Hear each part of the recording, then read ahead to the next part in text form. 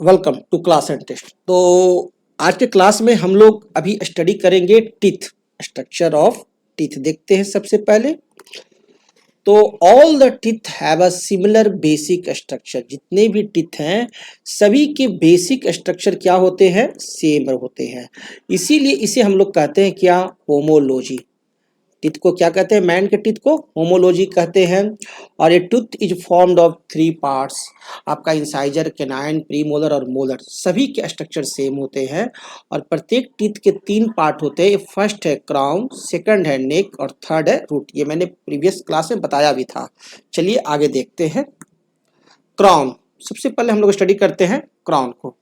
Crown is the exposed part of teeth. Crown क्या है, teeth का बाहरी भाग है, वह भाग है जो कि दिखाई देता है। जो अपने माउथ में जो आप दांत देख रहे हो ना, वो क्राउन देख रहे हो।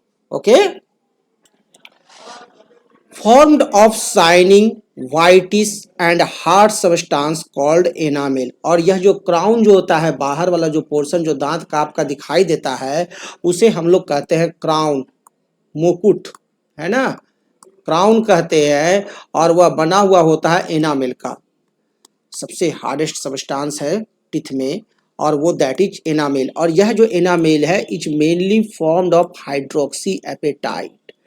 एनामेल बना हुआ होता है किस चीज का, हाइड्रोक्सी एपेटाइट का।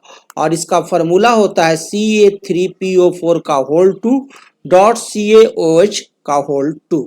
ये है हाइड्रोक्सी एपेटाइट का फॉर्मूला। क्या है, Ca3PO4 का होल 2 डॉट CaOH का होल 2। अब क्राउन के ठीक नीचे यहां पर होता है नेक, है ना, नेक होते हैं। Neck is usually covered by fleshy skin called gum और गिनगिवा।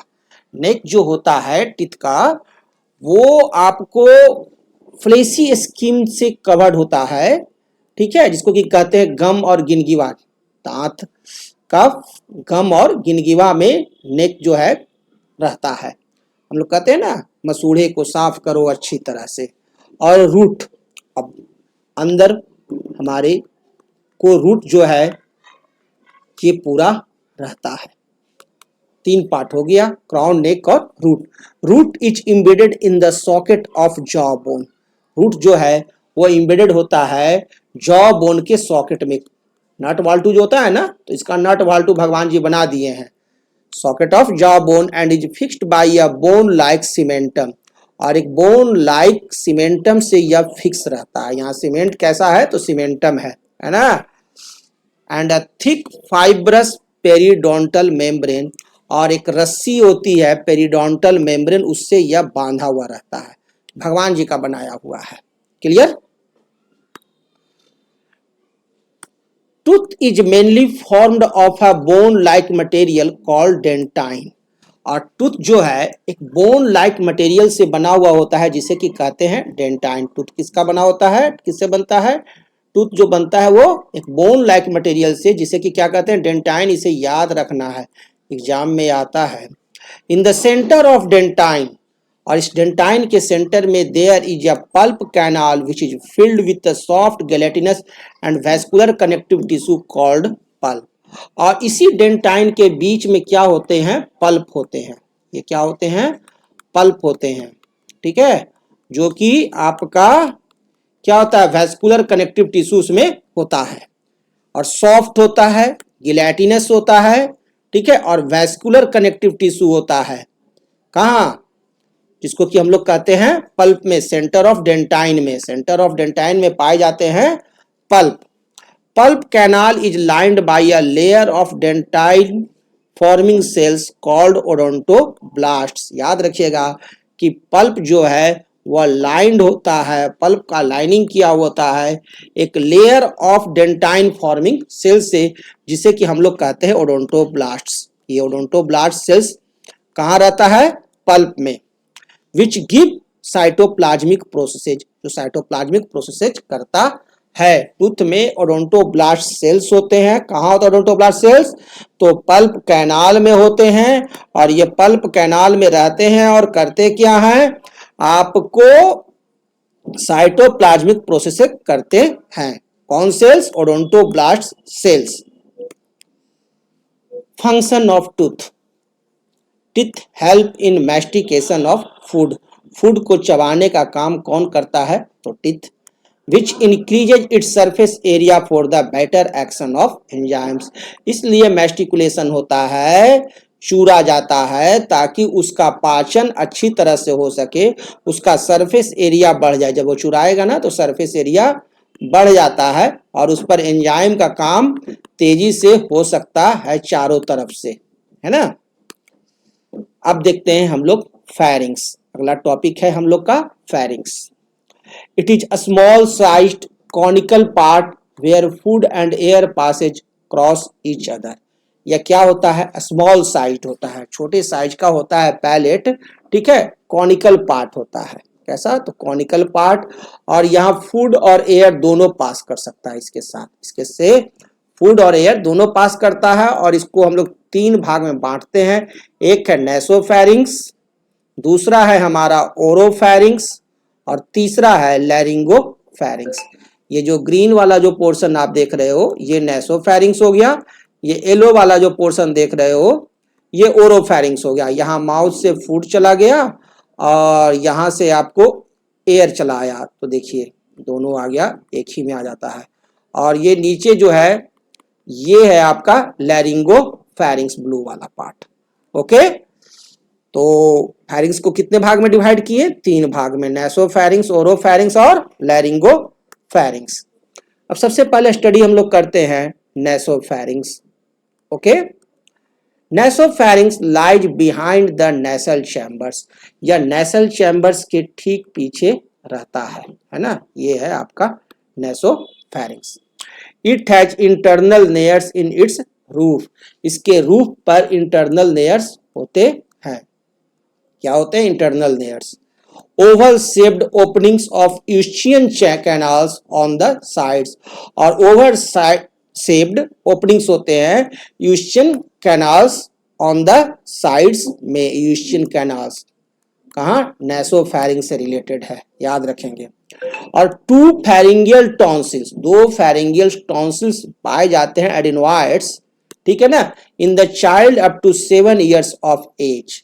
7 साल तक के बच्चे के मुंह में आप देखोगे क्या कि एडिनोइड्स पाया जाता है यहाँ पर, ठीक है, 7 साल के बच्चे के मुंह में पाए जाते हैं, जिसको कि हम लोग कहते हैं फेरिंगियल टॉन्सिल्स एडिनोइड्स। ये याद रखने का चीज है कि एडिनोइड्स जो है वो आपको नेसोफेरिंग्स में पाया जाता है, जिसको कि हम लोग ऑल्सो कहते हैं क्या, फेरिंगियल टॉन्सिल्स। ओके, अब देखते हैं हम लोग सेकंड ओरोफेरिंग्स। ओरोफेरिंग्स, अब ओरोफेरिंग्स जो होता है ये येलो वाला पोर्शन जो देख रहे हैं ना, येलो वाला portion.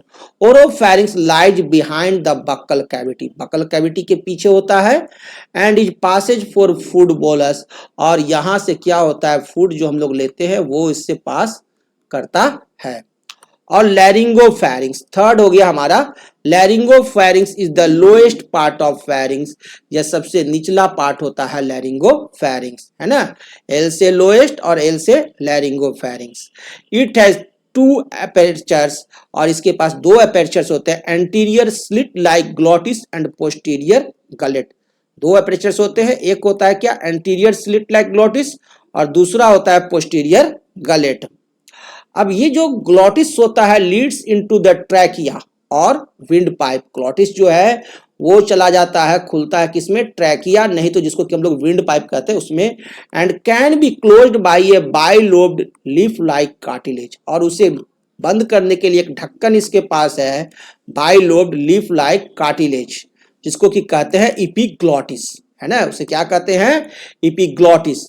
During the swallowing of food bolus, जब हम लोग फूड खाते हैं उस समय इसे ढकने का काम कौन करता है, इपिग्लोटिस, ताकि नाक में के वाले पाइप में न जाए, है ना। अब यह जो गलेट है हमारा लीड्स इनटू ओइसोफेगस और फूड पाइप, यही गलेट जो है वह फिर हमारा ओइसोफेगस, योसोफेगस, ओइसोफेगस जो भी हो उस फूड पाइप में जाता है। इट इज नॉर्मली क्लोज्ड, या नॉर्मली क्लोज्ड होता है। तो आपने यहाँ फेरिंग्स भी देख लिया कि फेरिंग्स जो होते हैं वो क्या है भाई, तो 3 प्रकार के होते हैं, नेसोफेरिंग्स, ओरोफेरिंग्स और लैरिंगोफेरिंग्स। फेरिंग्स में क्या होता है, फूड और एयर पासेज करते हैं। नेसोफेरिंग सबसे ऊपर होगा, ठीक है। और इसमें इसी में यूस्टियन कैनाल्स पाए जाते हैं ऑन द साइड्स, क्लियर है। और एडिनोइड्स जो होता है, 2 फेरिंजियल टॉन्सिल्स वो आपको नेसोफेरिंग्स में ही रहते हैं। ओरोफेरिंग्स जो है वो आपका नेसोफेरिंग्स के बिहाइंड द बक्कल कैविटी रहता है और the passage of food bolus.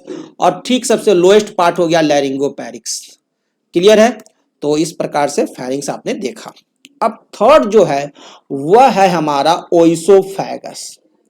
Oesophagus ये देखिए, ओइसोफेगस क्या है, लॉन्ग 20 से 25 centimetre narrow muscular and tubular structure है। क्या है, लंबा होता है ओइसोफेगस। ये देखिए, ये है पाइप, एक पाइप है जो यहाँ फेरिंग से आगे जाती है और फिर ये स्टोमच में फूड को ले जाती है। तो ये एक प्रकार का पाइप है, लंबा होता है 22 से 25 सेंटीमीटर, नैरो होता है, सकरा है, मस्कुलर है और ट्यूबुलर स्ट्रक्चर है, clear. It runs downward through the neck, neck के नीचे से होता हुआ या नीचे की तरफ ये डाउनवर्ड रहता है। बिहाइंड द ट्रैकिया, और ट्रैकिया के पीछे होता है। कहां होता है, तो ट्रैकिया के पीछे होता है। Passage through the diaphragm, diaphragm के पास से ही पास करता है।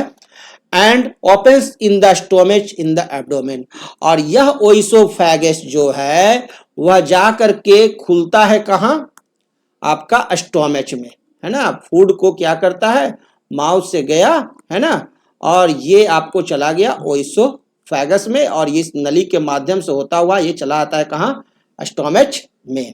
माने स्टोमक में फूड को ले जाने का काम कौन करता है, माउथ से, oesophagus. Its inner mucosa is right up to longitudinal folds, oesophagus rugae. और इसका जो अंदर वाला जो पार्ट होता है, ये जो पाइप है, इस पाइप में जो अंदर वाले जो पार्ट होते हैं वो राइट होते हैं लॉन्गिट्यूडनल फोल्ड्स और ओइसोफेगस रगे में, which close it to prevent the entry of air and also expand to receive the food bolus, जो कि फूड को आसानी से रिसीव कर लेते हैं। लॉन्गिट्यूडनल फोल्ड्स और ओइसोफेगस रगे रहते हैं जिसके चलते, और एयर की एंट्री करने से इसमें मना करते हैं, उसको नहीं होने देते हैं, ठीक है, और आसानी से जाते हैं। और यहाँ जो फूड जो कंडक्ट होता है ओइसोफेगस में, वो एक प्रोसेस के द्वारा होता है जिस प्रोसेस को कहते हैं पेरिस्टाल्सिस। पेरिस्टाल्सिस में क्या होता है कि फूड यहाँ आया, ठीक है ना, फूड जैसे यहाँ आया, अब ये पाइप में है तो यहाँ फूल गया, फिर यूं यूं यूं ऊपर से क्या होता है, इसे प्रेशर देते रहता है और नीचे की तरफ ये जाते रहता है, फुल पचक ये जा रहा है, फिर ये नीचे गया, फिर यहाँ प्रेशर हुआ तो फिर आया, तो फिर यहाँ प्रेशर हो जाएगा, फिर नीचे आएगा तो फिर यहाँ प्रेशर होगा, और इस प्रकार से इस फूड को स्टोमक में ठेल देता है और आसानी से चला जाता है। तो ये तरीका है ओइसोफेगस का। अब इसके बाद हम लोग देखेंगे क्या, स्टोमक और गैस्टर। ओके, तो चलिए उसे नए क्लास में देखते हैं। तब तक के लिए आप इसे एक बार फिर से रिवाइज कर लीजिए। Okay, thank you.